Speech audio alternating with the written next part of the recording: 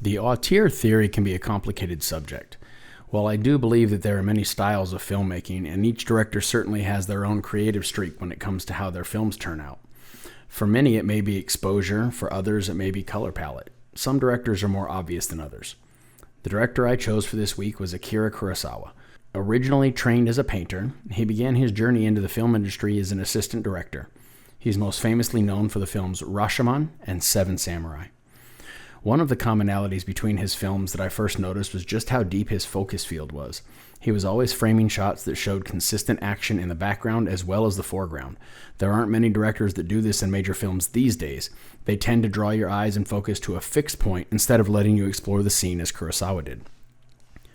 The second tendency between his films is the way he includes the viewer in a scene, specifically speaking, creating almost a voyeuristic effect by watching a scene take place through a window, through a door, or through the trees in the forest. By adding set dressing to the foreground, it gives the viewer a look that seems almost like we're seeing something we shouldn't be allowed to see, or that the characters don't know that we're watching them.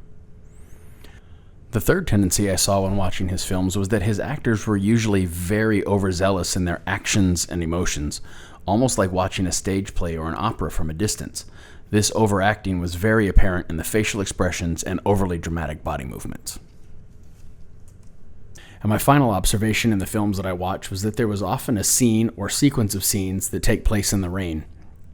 I believe that Kurosawa used rainy scenes to draw on the body's natural tendency to feel solemn in the rain, and this helped us to get a little bit closer to each of his characters. I believe that Kurosawa was an incredible director who was tapping into human motion long before he ever directed a film. He simply used film as his medium to portray his thoughts to others.